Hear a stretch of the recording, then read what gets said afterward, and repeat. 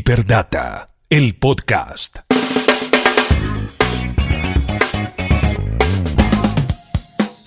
Hola de nuevo, ¿cómo están todos? Bienvenidos a este sexto episodio de Hiperdata, tu vida conectada. Hoy vamos a entrevistar a una persona sensacional. Ella es Ángela Guzmán, la colombiana que creó los primeros emojis que todos usamos en nuestros smartphones. Sí, así como lo oyeron, es colombiana.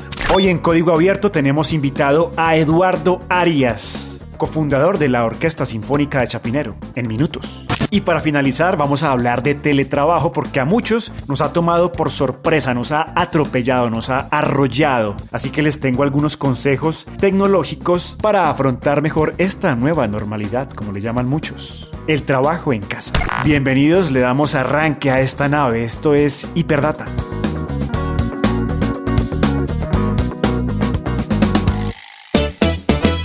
Y en Hiperdata, como les habíamos anunciado, tenemos a una invitada, a una colombiana que es totalmente admirable por lo que ha hecho, porque muchas personas usamos su trabajo a diario en nuestros celulares y no sabemos que ella es la responsable, que ella estuvo ahí primero diseñando emojis, porque sí, así como usted lo oye, muchos de los emojis que usted tiene en su celular hoy en día fueron diseñados por una colombiana y es Ángela Guzmán. Ella es diseñadora y creadora de los primeros emojis que lanzó la marca Apple. Ángela, bienvenida a Hiperdata. Hola, muy buenas tardes. Es un gusto estar con ustedes. Bueno, Ángela, comencemos por el principio. ¿Cómo y por qué comenzó a dibujar? A ver, les cuento. Yo nací en Colombia en los 80s y a los 8 años me mudé a los Estados Unidos. En ese momento yo no hablaba nada de inglés, entonces ese cambio cultural fue un shock completo. Y desde muy pequeña, antes de mudarme a Estados Unidos, yo veía a mi hermana hacer maquetas de arquitectura, por ejemplo, porque ya estaba estudiando arquitectura y a mí me fascinaba ese mundo creativo. Entonces desde chiquita yo me puse a dibujar mucho y ya cuando llegué a Estados Unidos yo decidí como usar los dibujos para comunicarme con mis compañeros de la clase y las profesoras, por lo que no hablaba inglés. Entonces fue de una curiosidad mía desde muy pequeña y ya cuando fui a la universidad escogí como enfocarme en diseño gráfico y diseño industrial y así fue que llegué a hacer una pasantía en Apple por medio de esa carrera. Ok, bueno, llegó a Apple por medio de una pasantía. Bueno, cuéntenos cómo fue ese momento, usted dónde estaba, usted aplicó, la llamaron, ¿cómo fue? Sí, fue un proceso muy interesante porque yo estaba en la universidad haciendo mi maestría, me faltaba todavía un año para completar y varios amigos míos que estudiaban ingeniería de computación o de computadores, computer science, disculpa que a veces mi español es un poquito chistoso. Tranquila. Ellos me sugirieron que aplicara una pasantía en estas compañías tecnológicas y Apple estaba por ahí en la ciudad donde yo estaba estudiando buscando talento y yo fui, hablé con los de Apple, les mostré mi portafolio, mi hoja de vida y ahí esperé unos días para ver qué pasaba y me llamaron, hice una entrevista por teléfono y ya el resto es historia porque me escogieron y yo estaba súper contenta y muy como en shock de que me escogieran. Y fui hasta Cupertino, California y ese verano fue el 2008. Entonces así fue que comenzó esa parte de mi carrera. Bueno, muy bien. Bueno, para que la gente ya entre en contexto, Ángela, ¿cuáles son los emojis más populares que usted ha diseñado? Yo diría que el set de corazones, porque mucha gente los usa. Y también dependiendo en la fecha del año, por ejemplo, el arbolito de Navidad o la argolla de compromiso, el anillo de compromiso, es decir, cuando uno está como a punto de casar. También el cono de confeti son, yo creo, uno de los más populares que se están usando durante el año. Bueno, yo hace unos meses estaba hablando precisamente, no sabía que esos corazones los había hecho una colombiana, del significado de los emojis de corazones. ¿Usted cuando los diseñó porque sí o cada corazón realmente tiene un significado? A ver, les comento que los emojis empezaron en Japón en los 90 y era un sistema que era muy común en esa cultura. Entonces, cuando yo hice mi pasantía, ese fue el año después de que el iPhone saliera al mercado y estos emojis iban a ser parte del teclado japonés en Japón. Entonces sí había un set que nosotros teníamos que tener en cuenta de emojis y ahí en ese set existían, digamos, corazones, gente, animales, comida, etcétera. Pero eran totalmente diferentes la forma visual que estaban representados anteriormente. Entonces nosotros teníamos, digamos, mi mentor y yo, quien fuimos los que trabajamos en este set juntos, teníamos mucha flexibilidad en el tipo de color, digamos que estilo de vestido o zapato íbamos a diseñar. Entonces yo diría que cada corazón sí tiene como un símbolo. Digamos, en la cultura japonesa el color azul significaba algo muy específico, como lo era el corazón rojo. Entonces sí, yo me imagino que tenían cierta importancia desde ese punto de vista. Ok. Hablemos de historias personales detrás de los emojis que usted ha diseñado. Por ahí veía que uno de los emojis que usted diseñó realmente partió de una experiencia familiar, ¿no? Sí, correcto. Ese es el vestido azul, que en ese momento, como les comenté hace unos minutos, teníamos como la tarea de hacer un vestido, pero dije, ok, ¿cuál vestido voy a diseñar o dibujar? Y decidí basarlo en un diseño que mi hermana había hecho en la vida real para un evento, y era la misma cortada, el mismo color, el mismo cinturón café. Entonces fue una historia muy bonita porque desde cierto punto de vista todo lo que está alrededor de nosotros siempre tiene una influencia muy grande en el mundo de diseño. Claro, claro. Hablemos de la interpretación de algunos emojis. ¿Será que la gente malinterpreta emojis? Yo no le llamaría como mala interpretación. Yo diría que es como más una evolución de significado. Porque, por ejemplo, hay uno que son dos manitas que están reunidas en la mitad, y la gente a veces dice, no, esas manitas son como para rezar o para decir gracias, como en la cultura japonesa, o para chocar como 5 y dame 5, así, no sé si así se dice en español cuando uno dice high five. Pero mucha gente tiene como diferentes formas de interpretar ciertos emojis y yo la verdad no veo nada malo con eso. Claro, pero voy a hacer una pregunta que muchos amigos me van a aplaudir, otras me van a criticar. ¿Usted, Ángela, diseñó la berenjena? Sí. ¿Y qué pensaba cuando la diseñó inicialmente? Sí, en ese momento yo recuerdo haber hecho las frutas y los vegetales, que había una fresa, una manzana, una naranja, un sandía, la berenjena. Ajá. Y todos estos iconos estaban pues en el teclado, ¿no? Muy cercanos. Okay. Entonces lo que yo estaba mirando era, digamos, el ángulo de la ilustración. Por ejemplo, la fresita cerca de la berenjena tenían que quedar como con un ángulo similar, así se parecían como una familia, un set. Entonces sí, eso fue, para mí era como más pensar globalmente en un sistema visual. Y ya la gente tomó ciertos significados aparte, que eso pasa a veces. Sí, ha pasado muchísimo con muchas frutas, de hecho, ¿no? Ustedes las diseñaron inocentemente y la gente lo que ha hecho es darle otros usos a este tipo de emojis. Pero bueno, creo que esa es la dinámica, ¿no? Uh-huh. Bueno, ¿será que hay algún país del mundo donde la gente no entienda los emojis, Ángela? Son universales, ¿no? Yo diría que la respuesta sería que sí, son totalmente universales. Yo no creo que nadie no los entienda. Claro, hablemos de retos en lo que tiene que ver con emojis. Cuando usted comenzó a diseñar, que me dice que obviamente los nervios, porque era una responsabilidad increíble, yo creo que ni siquiera era consciente de a dónde iba a llegar todo este tema de los emojis. ¿Cuál fue el reto más grande? ¿Cuál fue el que más le costó diseñar? Al principio fue solo comenzar, porque en ese momento yo no tenía ninguna experiencia, digamos, usando el software que estábamos usando para hacer este tipo de ilustraciones. Entonces yo tenía que aprender no solo cómo a usar esas herramientas, pero también ilustrar en una forma que fuera del estilo de la marca de Apple. Entonces eso fue un aprendizaje bien grande al principio, pero también era pues como apurarme, como ese enfoque en que al principio voy a ser un poquito más lenta, pero tomándole más práctica, las cosas van a suceder más rápido. Entonces sí, al principio el gran reto fue ese aprendizaje, la parte técnica. Pero no hubo algún icono algún emoji, que le hubiera costado mucho, no sé. Sí, hubo el primero que fue como ese anillo de compromiso. Ok.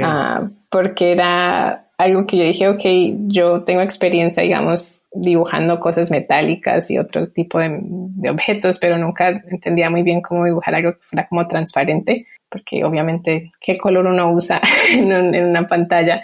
Entonces no había mucho espacio en los dibujitos, cada píxel contaba. Entonces era un poquito, como difícil hacer ese primero. Claro. Ángela, ¿usted qué pensó cuando empezó a ver que esos emojis eran mundialmente conocidos y que uno los veía en cojines, en pocillos, en películas, en llaveros, en camisetas, en gorras. Sí, eso fue un proceso como que tomó un par de años, porque al principio la primera vez que yo los vi fuera de una pantalla fue en un set de calcomanías en un almacén y eran idénticos a los que habíamos dibujado. Entonces dije, oh my God, esto es increíble que estén en este almacén de repente, y compré varios de esos, yo recuerdo esa vez, pero nunca pensé que los volviera a ver otra vez y otra vez en varias partes físicamente. Entonces ha sido como una experiencia que ha pasado el tiempo y despacito uno se da cuenta del impacto que han tenido, y lo que más a mí me trajo como curiosidad y un poquito de sorpresa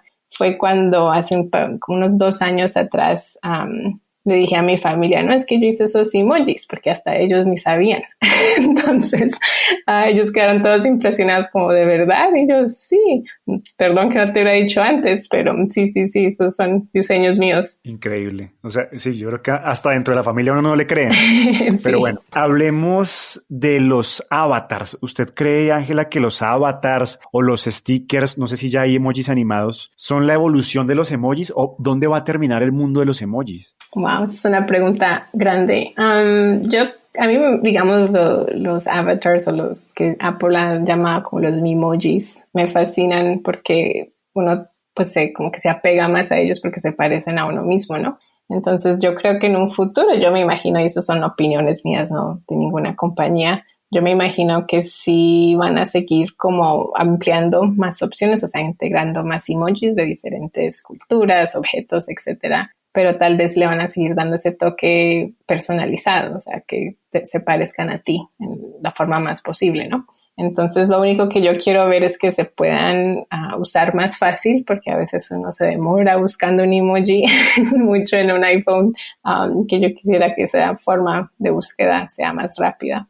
Bueno, para terminar este capítulo de los emojis, no puedo dejar de preguntarle, ¿usted conoció a Steve Jobs, Ángela? Sí, él estuvo, o sea, casi todo el tiempo que estuve yo en Apple, que fueron casi 5 años, él estuvo una gran parte de ese tiempo ahí en la compañía. Y bueno, ¿cómo era? ¿Alguna vez tuvo que tratar con él? ¿Cómo trataba a la gente?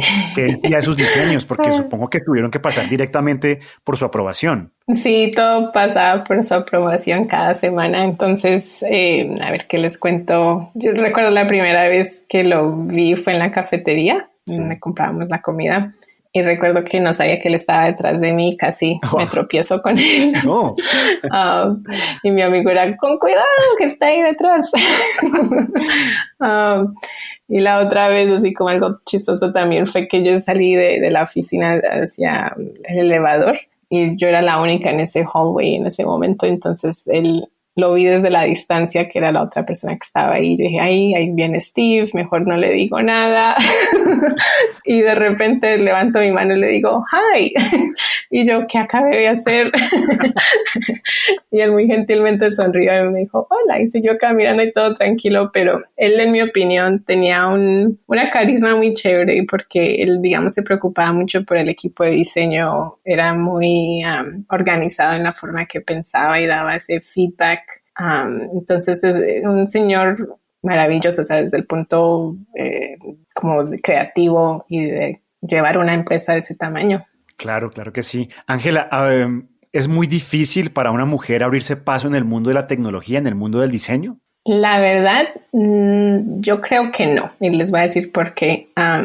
Es una pregunta que yo me he puesto a pensar más hoy en día que, digamos, cuando comencé mi carrera. Y es que yo crecí en un ambiente muy femenino. Yo soy la menor de 5 mujeres y yo desafortunadamente perdí a mi papá cuando tenía 7 años. Entonces, toda mi casa era de mujeres. Y yo crecí en un ambiente que nosotros siempre pensábamos, desde chiquitas, que todo era posible, así fueras hombre o mujer. Entonces, lo que yo me he dado cuenta es que cuando yo entré en mi carrera o entré a la universidad o otros lugares, siempre llevaba eso como dentro de mí sin darme cuenta. Entonces era como un estado de confianza de uno mismo, que cuando uno entra en un espacio, una oficina, un empleo, con esa actitud, la gente como que se da cuenta, entonces respetan ese espacio para ti. Y lo bonito que ha pasado es que yo he tenido mucha gente que apoya, no solo mujeres con hombres, pero también te ayudan mucho en tu carrera, te dan consejos.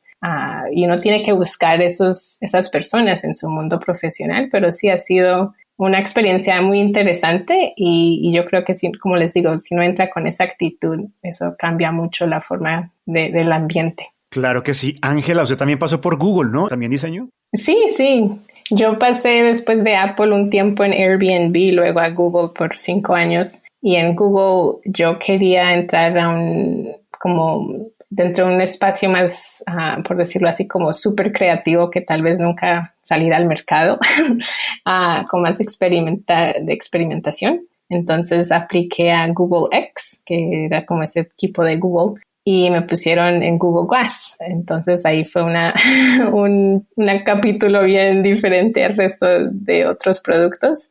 Y ya al final de mi tiempo en Google me fui a la parte de Search, que es como el equipo más grande de Google, donde está todo lo de la búsqueda y eso. Entonces estaba dentro del asistente virtual de Google desde que comenzó. Usted, Ángela, ¿qué le diría a los nuevos diseñadores, los que están ahorita saliendo de universidades o entrando a estudiar diseño? ¿Qué les diría? ¿Qué consejo les daría a una persona que ha diseñado este nivel de emojis que usamos todos? Yo diría que uno tiene siempre que tener en cuenta como esa experiencia de inclusividad. Cuando uno diseña plataformas o emojis o productos que mucha gente va a usar, es muy importante poder ponerse como en los zapatos de otra persona, porque uno tiene que tener en cuenta que mucha gente de diferentes edades, culturas, habilidades van a usar estos productos. Entonces, entre uno más tenga esa personalmente, mejor lo va a hacer.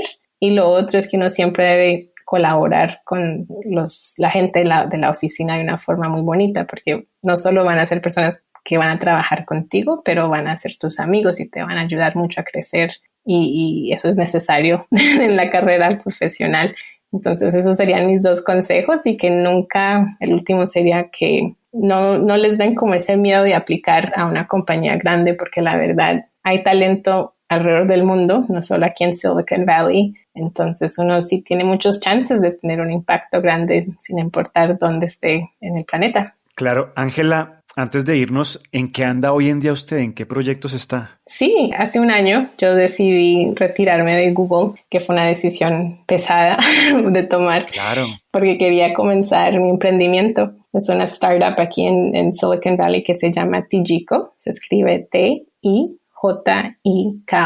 Y se trata de conectar tu necesidad con una solución personalizada. ¿Y eso qué quiere decir? Eso es, por ejemplo, hoy en día cuando usamos YouTube o otros canales de tutoría para diferentes áreas, ¿no?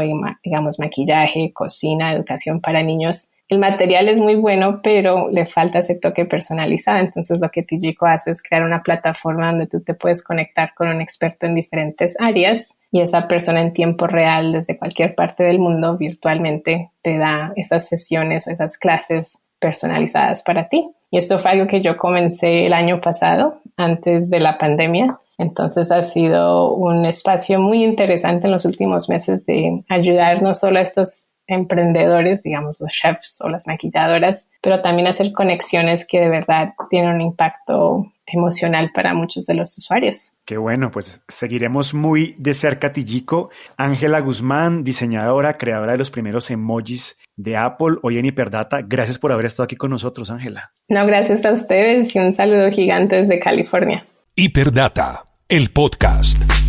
Y como les anunciamos, hoy en Código Abierto tenemos a un hombre brillante. Fue libretista de Sociedad, ciudadano ilustre de Chapinero, escritor y periodista. Él es Eduardo Arias. Hola, Eduardo.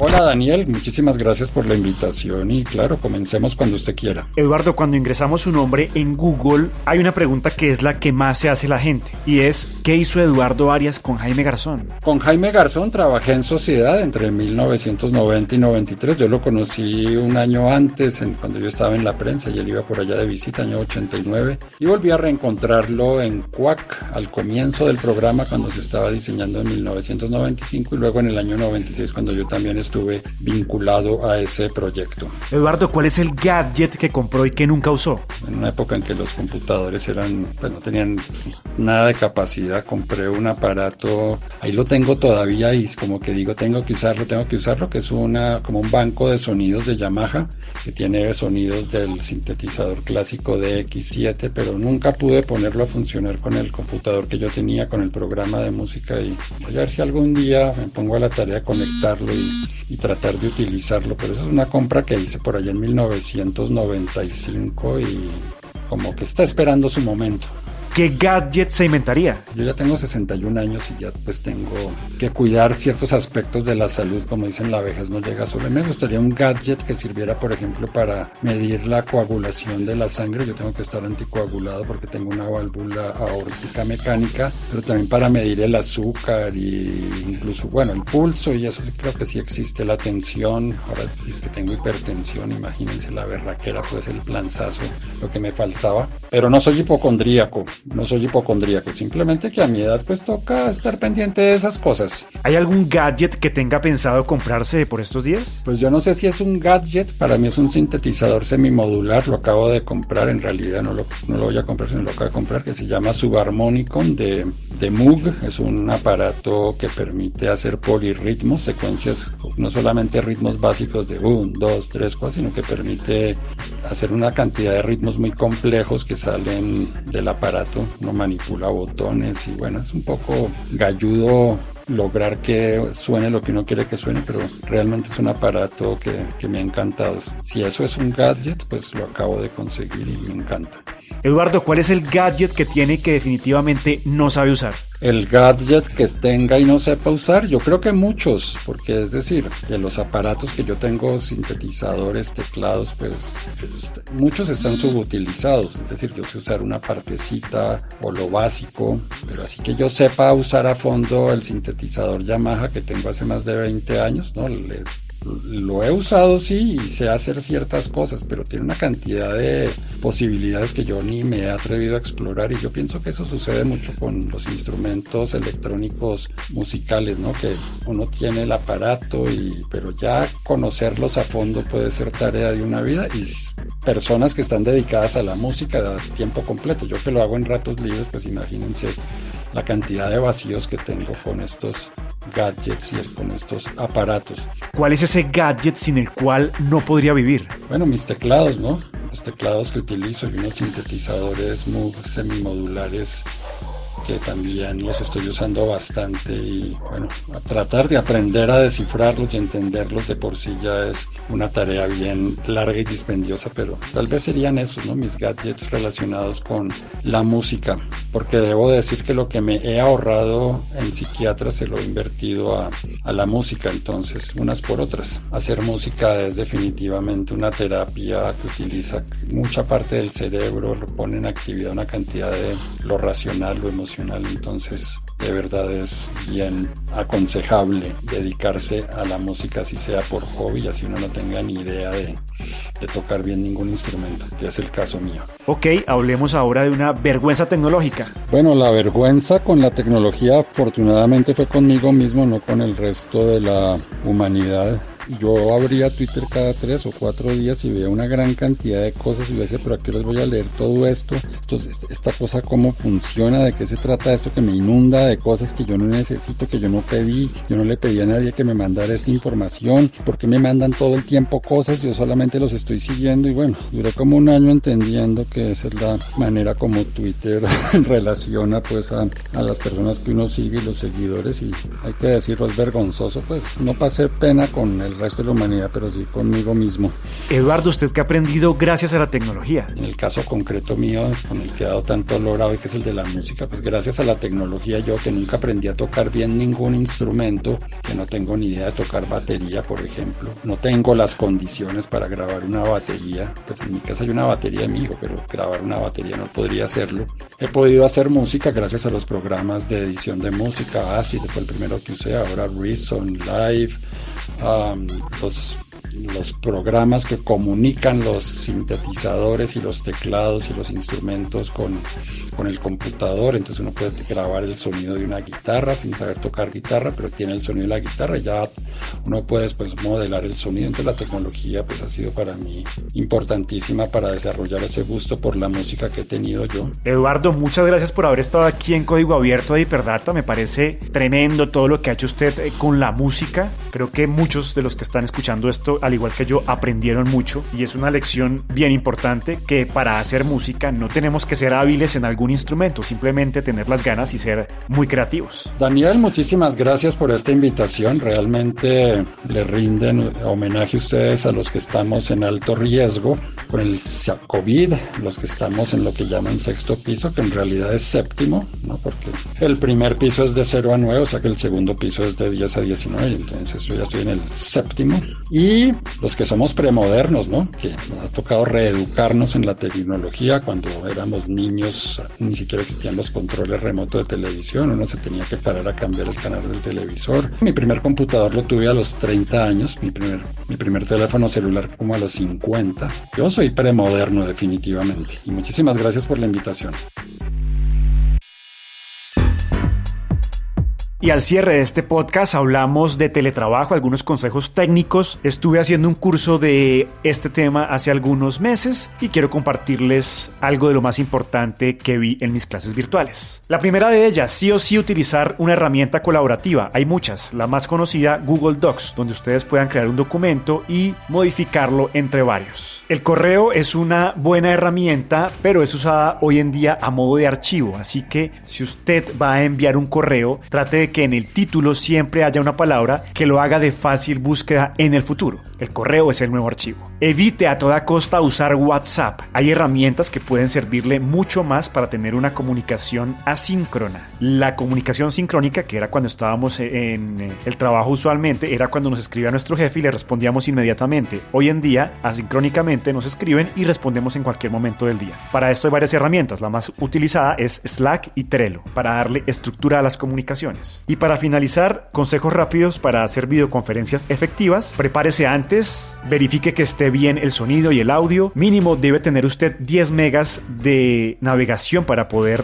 tener una conexión estable. Ojalá sea en un lugar tranquilo. Apague el micrófono mientras no esté hablando. No apague la cámara porque da la sensación de que usted no estuviera interesado y que no estuviera realmente listo para trabajar. Y únase a la llamada individualmente, así en la misma habitación esté con otra persona que esté en la misma videollamada. Cada niño con su boleta. Y para finalizar, familiarícese con la herramienta que esté utilizando, bien sea Zoom, Teams, Google Meet, la que sea. Conózcala antes, navéguela y cacharree cada rincón, cada detalle de la configuración de la aplicación.